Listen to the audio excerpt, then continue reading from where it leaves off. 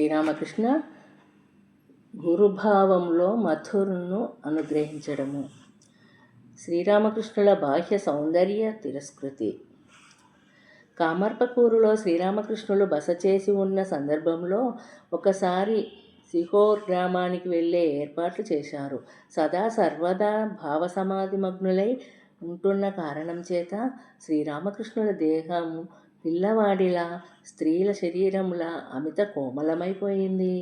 పల్లకి లేదా బండి లేకుండా ఆయన కొద్ది దూరం కూడా నడిచి వెళ్ళలేకపోయేవారు. అందుచేత జయరాంబాటి మీదుగా సిహోర్ వెళ్ళడానికి పల్లకి ఏర్పాటు చేశారు. హృదయ్ ఆయనతో వెళ్ళనున్నాడు. మధ్యాహ్నం భోజనం ముగించి ఎర్రటి పట్టు వస్త్రము ధరించి చేతికి బంగారపు తాయెత్తు కట్టుకొని నోట తమలపాకులు నములుతూ పల్లకి ఎక్కడానికి శ్రీరామకృష్ణులు బయటకు వచ్చారు. పల్లకి పక్కన ఎంతోమంది గుమిగూడి ఉండడం చూశారు. చుట్టూ పురుషులు, స్త్రీలు నిలబడి ఉన్నారు. అది చూసి ఆశ్చర్యంతో మృదు, ఎందుకు ఇంతమంది ఇక్కడ గుమిగూడారు అని హృదయను అడిగారు. హృదయ్, మరెందుకు? ఈరోజు నువ్వు అక్కడకు వెళ్తున్నావు కదా. మీరు జనాన్ని చూపిస్తూ వీరు ఇంకా కొన్ని రోజుల దాకా నిన్ను చూడలేరు కదా, అందుకే నిన్ను చూడగోరి వచ్చారు. శ్రీరామకృష్ణులు అంటుండు, కానీ నన్ను రోజు చూస్తూనే ఉన్నారు కదా, ఈరోజు కొత్తగా చూడవలసింది ఏముంది అంటే హృదయ్ బాబు అంటుండు, పట్టు వస్త్రధారణలో నువ్వు చాలా అందంగా కనిపిస్తావు. తమలపాకులు వేసుకోవడంతో నీ పెదవులు ఎర్రబారి ఉంటాయి.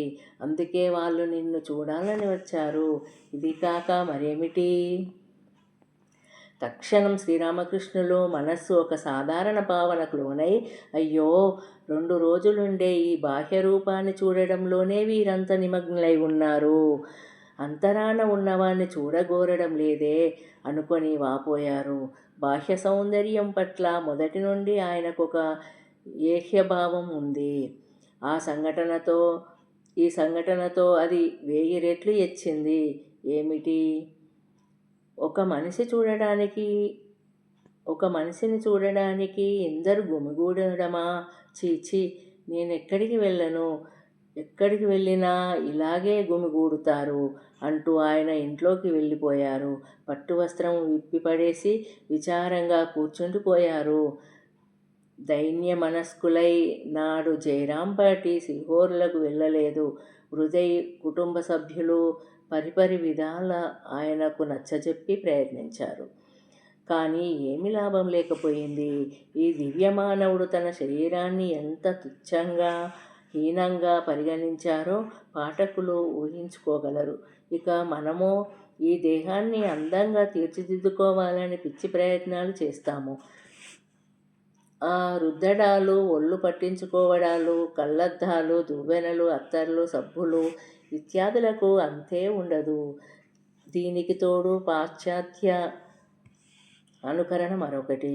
రక్తమాంసాలతో కూడిన ఈ గూటినే మన సర్వస్వంగా భావించి మన యావచ్చక్తులను ఈ భ్రమను శాశ్వతము చేయడానికి పరుగులెత్తి సర్వనాశనమవుతున్నాము. శరీరాన్ని పరిశుభ్రంగా ఉంచుకోవడము, మనస్సును పవిత్రంగా ఉంచుకోవడము ఇదొక విషయము. కానీ యావచ్చక్తిని కేవలం దేహం మీదే నిలపడం మరో విషయము. ఈ రెంటిని ఒకటిగా భావించడం తప్పు కాదు. ఈ ప్రస్తావన ఇక్కడితో చాలిద్దాము. జై శ్రీరామకృష్ణ.